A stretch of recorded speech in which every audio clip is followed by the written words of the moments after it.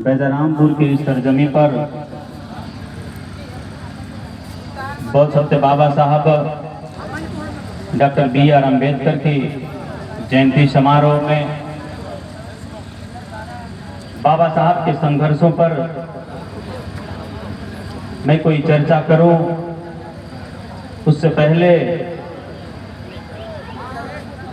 पूरे विश्व में मानवता का संदेश देने वाले बुद्धि विधाता तथागत गौतम बुद्ध में नमन करते हैं। साथ ही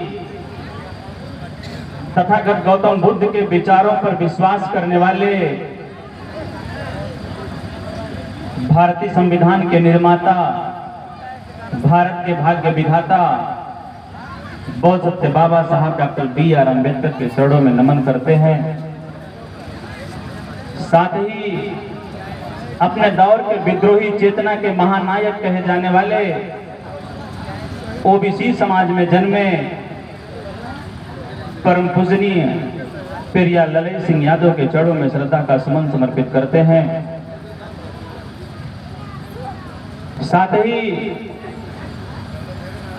राष्ट्रपिता ज्योतिबा फूले, माता सावित्रीबाई फूले के साथ साथ कंधे से कंधा मिला के चलने वाली माइनॉरिटी समाज में जन्मी हम लोगों की अजीज, हम सभी लोगों की अम्मी जान अम्मी फातिमा शेख के चरणों में श्रद्धा का सुमन समर्पित करता हूं।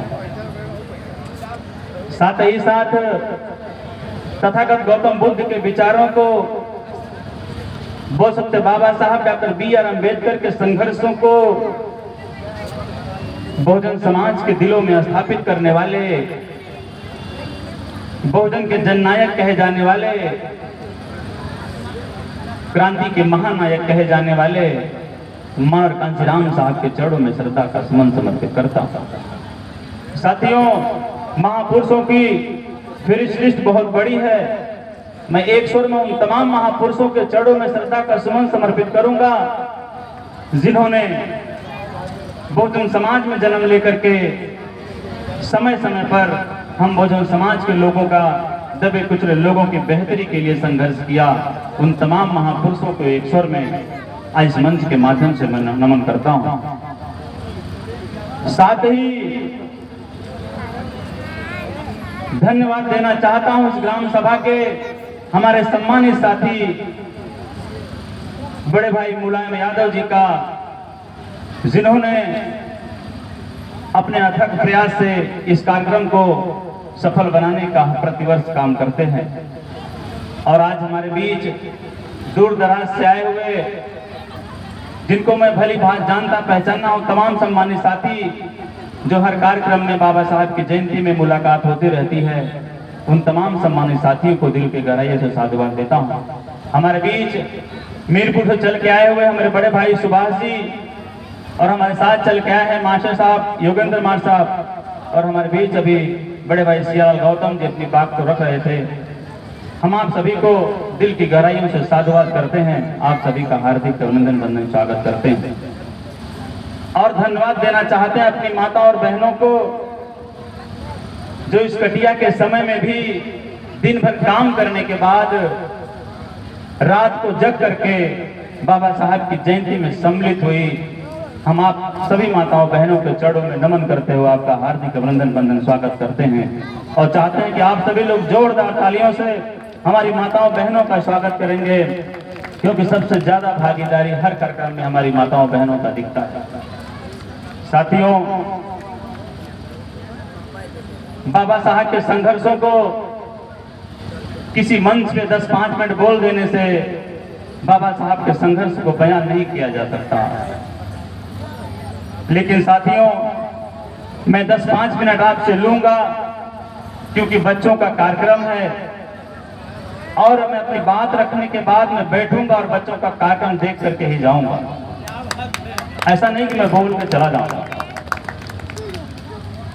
साथियों, हर जगह कार्यक्रम जयंती मनाई जा रही है, लेकिन एक निवेदन करना चाहूंगा, एक सवाल भी करना चाहूंगा कि क्या हम बाबा साहब की जयंती मनाते हैं तो बाबा साहब के दिए गए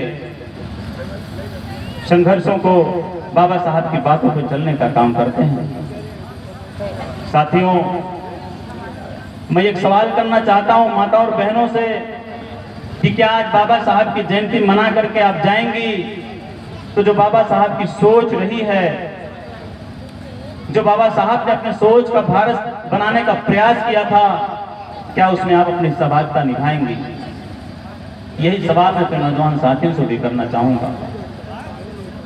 साथियों, 6 दिसंबर 1956 में बाबा साहब मरने से पहले 14 अक्टूबर 1956 को एक बहुत बड़ी जनसभा किए थे। ये बात हमारे नौजवान साथी भली भांति जानते होंगे। मरने से महज 3 महीने पहले बाबा साहब ने जनसभा करके अपने अनुयायियों को बुलाया था और अपने अनुयायियों के सामने एक बात कही थी, बहुत ही दुखी मन से एक बात कही थी कि ये बहुजन समाज के लोगों, ये हमारे अनुयायियों, आज मैं इसलिए आपको बुलाया हूं कि हिंदू धर्म में जन्म लेना ये हमारे बस में तो नहीं था। हिंदू धर्म में मैं न जन्मूं ये मेरे बस में नहीं था, लेकिन हिंदू धर्म में मरूंगा नहीं ये मेरे बस में है। साथियों, आप सोचिए बात बाबा साहब ने क्यों कही होगी। इस पीड़ा को आप समझिए, बात बाबा साहब ने मरने से 3 महीने पहले ये क्यों कही होगी कि मुझे हिंदू धर्म में नहीं मरना है। साथियों, इसको दिल से अगर आप महसूस करेंगे तो आपके रोम, आपके दर्द, आपके हृदय कांप जाएगा।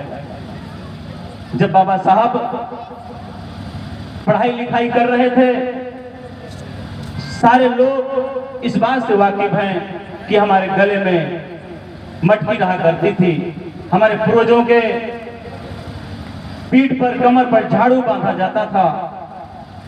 साथियों, कह देना आसान लगता है, आंखें बंद करके इस बात को महसूस करेंगे तो रूह कांप जाएगी।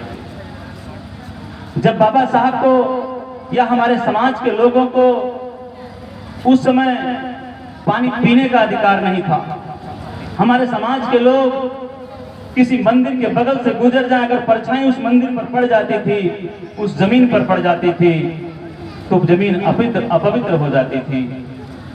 यूं ही बाबा साहब ने नहीं कहा था, कुछ तो पीड़ा थी उनको। आज ये सवाल मैं करना चाहूंगा साथियों, माताओं और बहनों, कि हमारे देश में, विदेश में तो नहीं है, हमारे देश में 1 लाख 2 लाख नहीं, 10-20 हजार नहीं, 33 करोड़ लोग देवी देवता कहा करते थे।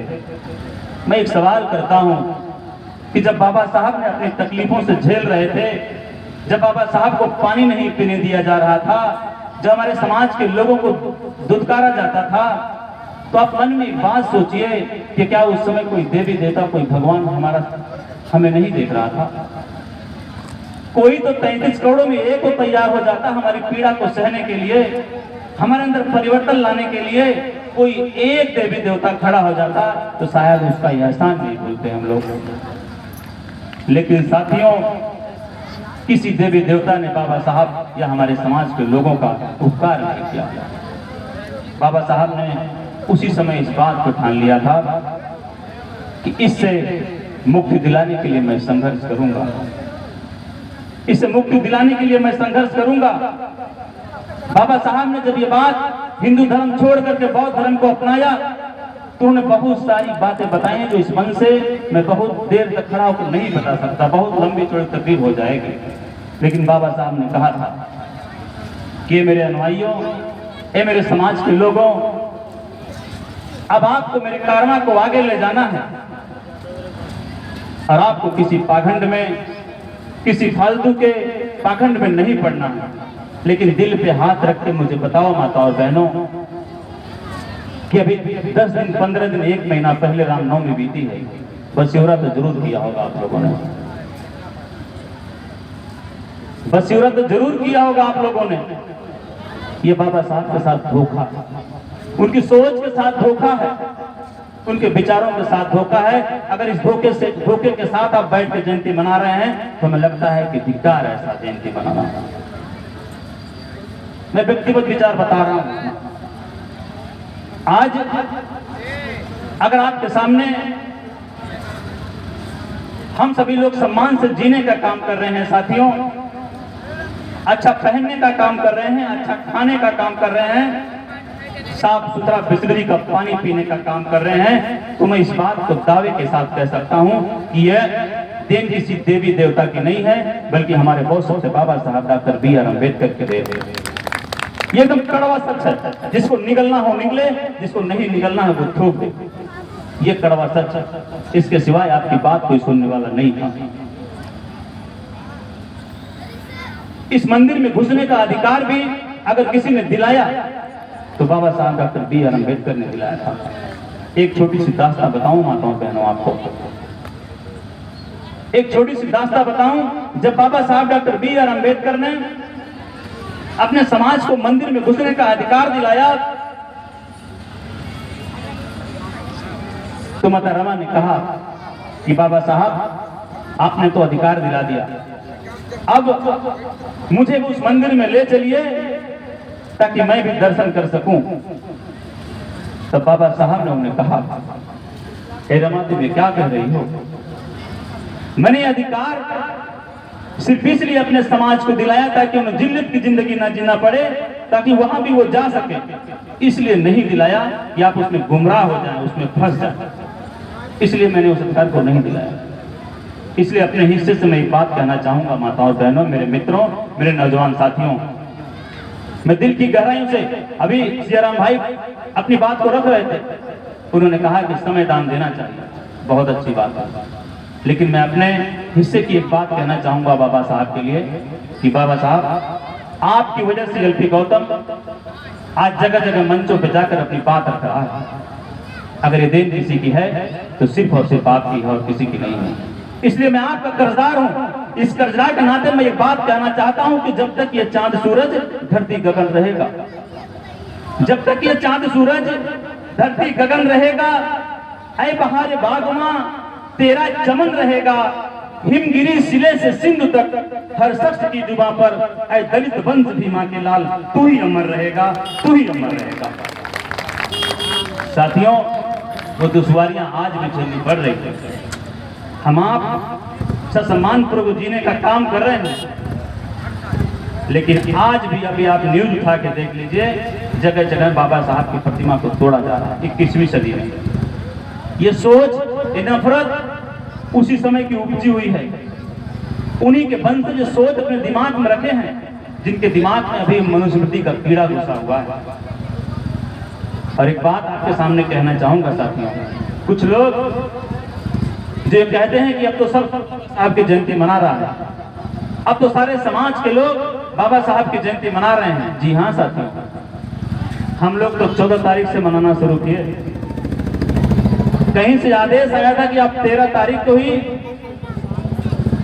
तमाम लोग बाबा साहब के जाकर के झाड़ू पोछा लगा रहे थे, मार साहब मोमबत्ती सुलगा रहे थे एक दिन पहले ही, और सभी लोग जाकर के माला पहना रहे थे। लेकिन साथियों, एक बात तो आपको समझना पड़ेगा कि अगर सबके दिल में बाबा साहब का इतना प्यार है, सभी लोग बाबा साहब की जयंती मना रहे हैं, बाबा साहब से मोहब्बत कर रहे हैं, तो एक सवाल उठाइए अपने मन में कि मूर्तियां तोड़ कौन रहा है?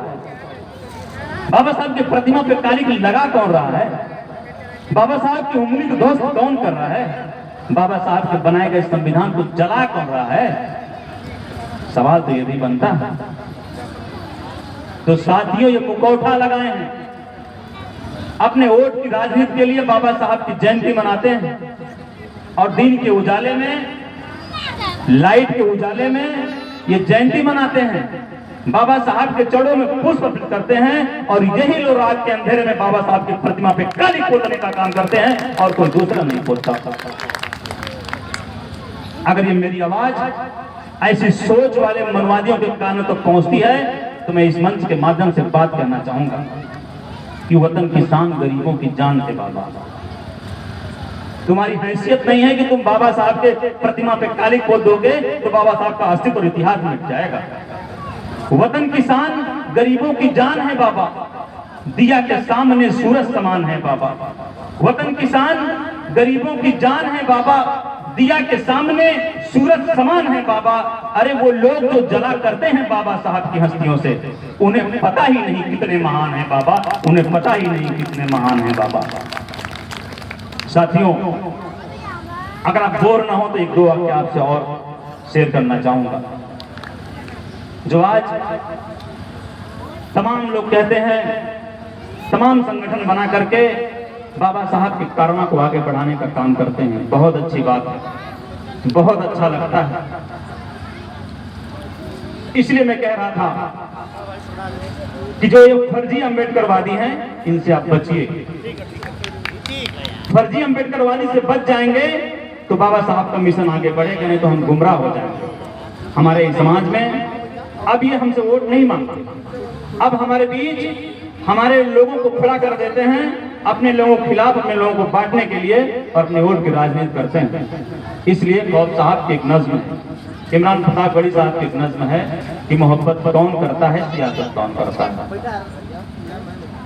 ये नज्म बताऊं, लेकिन साथियों उससे पहले बता दूं कि तमाम नौजवान साथी जो हमारे सामने बैठे हैं, तमाम नौजवान साथी जो चट्टी चौराहे पे बढ़िया से गाड़ी लेके जाते हैं, बाप की बनाई हुई बढ़िया गाड़ी लेके जाते हैं, बाप का दिया हुआ एंड्रॉइड सेट लेके जाते हैं, चौराहे पे घूमते हैं, टहलते हैं, उनको लगता है कि अरे हम भले ही चमार हैं लेकिन हमारा अस्तित्व तो ऐसे ही रहा होगा। दोस्तों, ये अस्तित्व जो बाबा साहब ने हमें अधिकार दिया, आजादी के बाद संविधान लागू हुआ, संविधान लागू होने के बाद हमारे देश में सरकारें बनने लगी, तब से हम लोग, हमारे समाज के लोग वोट देते हैं। ऐसा नहीं कि 10 साल से कोई वोट दे रहे हैं।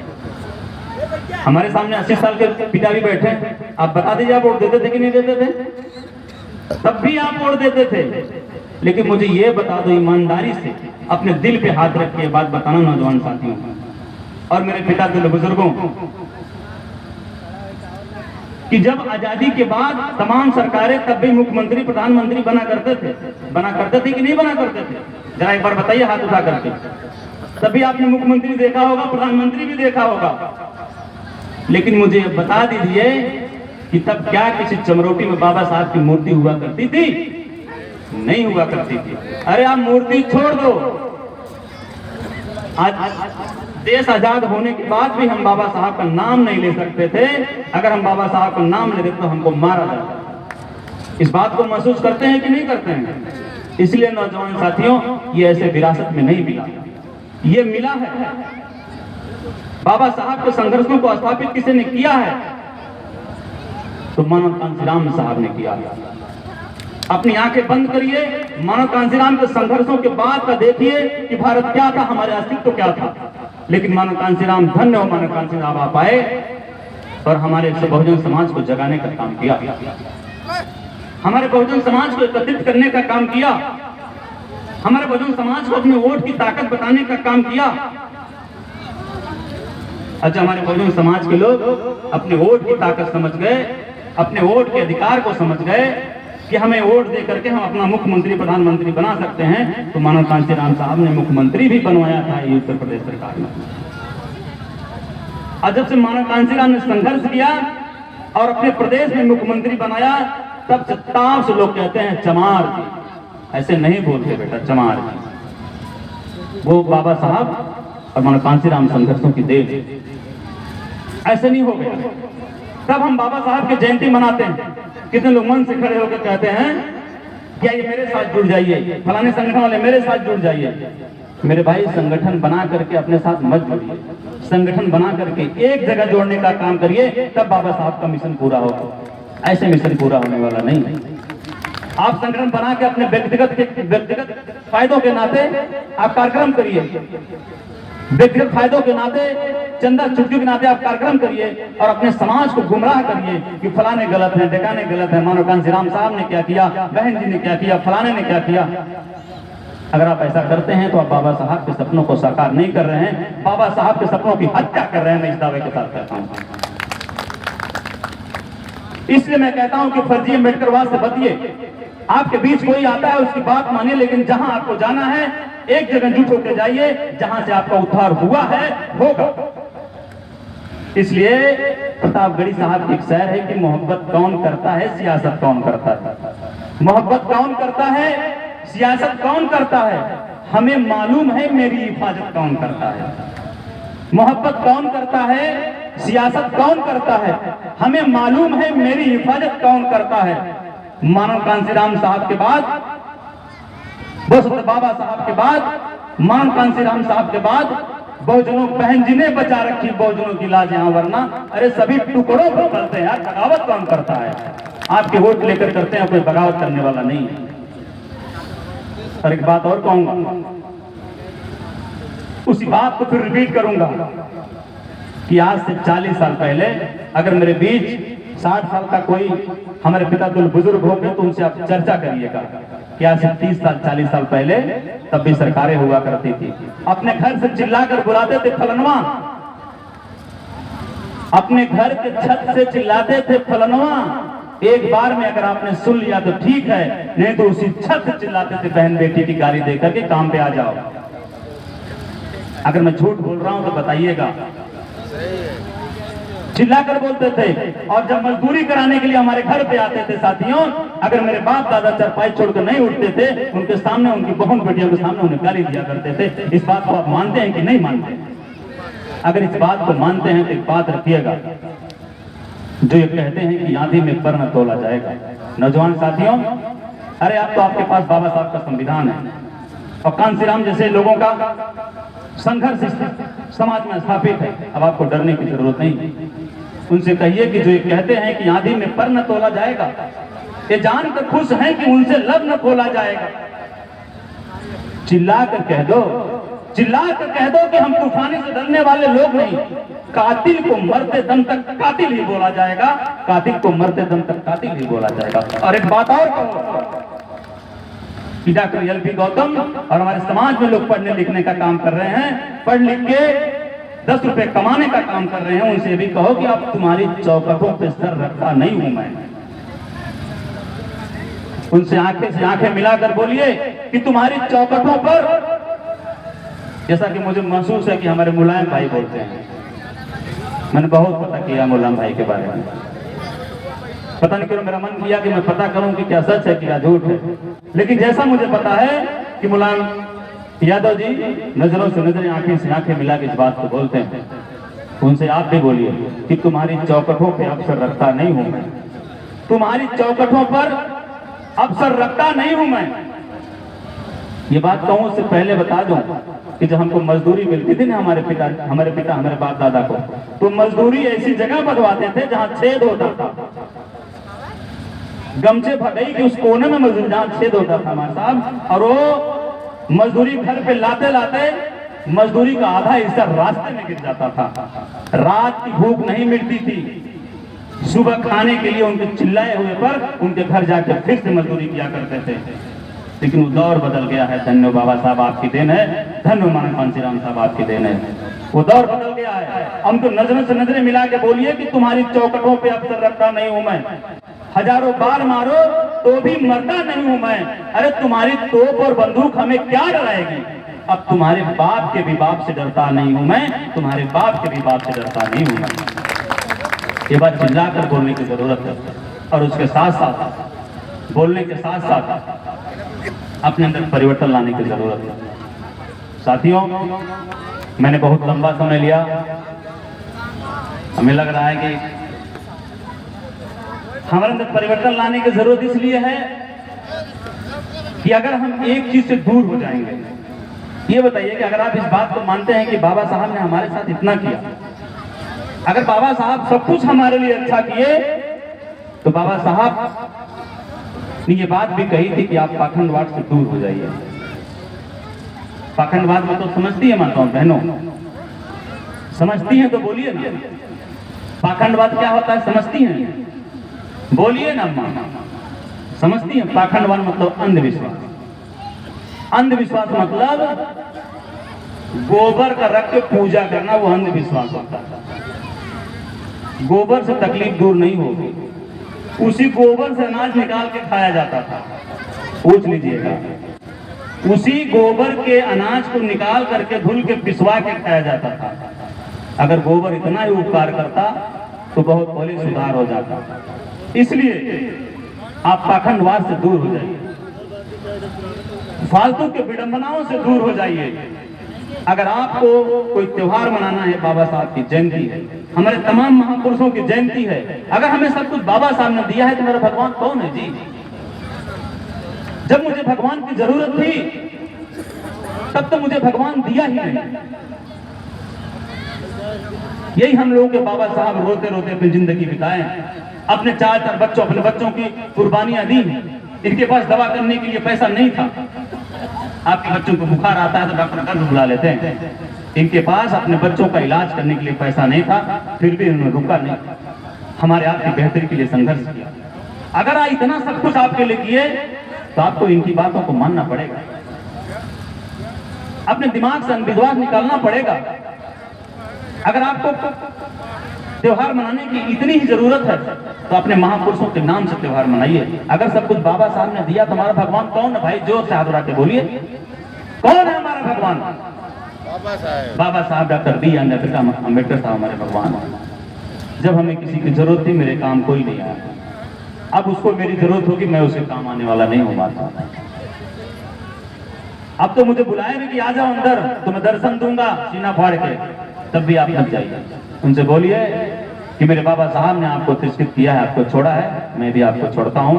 अगर ये संकल्प आपने ले लिया, मैं यकीनन कहता हूं कि आपके बच्चों, आपके जीवन में, आपके कार्यशैली में परिवर्तन आ जाएगा, 101% परिवर्तन आ जाएगा। मैं शेयर करूं, आप एहसास करिए, मैं रहने वाला तो आजमगढ़ का हूं, लेकिन मैं रहता हूं मीरपुर जौनपुर में। और कभी भी आप मेरे घर आइए साथियों, मेरे बच्चे को किसी की तस्वीर दिखा के पूछेंगे नहीं ये कौन है, मेरे बच्चे को उस तस्वीर का नाम नहीं पता है वो कौन है। अपने महापुरुषों की किसी भी तस्वीर को दिखा के पूछेंगे ये कौन है, वो तुरंत बताएंगे बाबा साहब डॉक्टर बी आर अम्बेडकर हैं। ऐसी सोच अपने बच्चों के दिमाग में डालेंगे तो पक्का है कि परिवर्तन आना है। साथियों, मैंने आपका बहुत समय लिया, इसके लिए बहुत बहुत साधुवाद, बहुत बहुत धन्यवाद। हम समझते हैं कि मेरे कहने से अगर किसी एक माँ, किसी बहन ने, किसी भाई ने अपने जीवन में परिवर्तन किया तो मेरा यहाँ आकर के 40 मिनट बोलना धन्य हो जाएगा। किसी एक में परिवर्तन आ गया तो मैं अपने आप को सौभाग्यशाली समझूंगा। और एक बात के साथ अपनी बात को समाप्त करूंगा साथियों, कि भलाई का बदला भलाई से देना, भलाई का बदला भलाई से देना और बुराई का रख देना दामन कुचल कर। भलाई का बदला भलाई से देना, बुराई का रख देना दामन कुचल कर। मसीहा है तू दिन दुखियों का बाबा, अमर है तेरा नाम सोलो में चलकर, अमर है तेरा नाम सोलो में चलकर, अमर है तेरा नाम सोलो में चलकर। बहुत बहुत साधुवाद, बहुत बहुत धन्यवाद। आपने मुझे बहुत सुना, बहुत समय दिया, इसके लिए मैं आपका बहुत शुक्रगुजार हूँ। बहुत बहुत धन्यवाद। जय भीम, जय भारत, नमो बुद्धाय।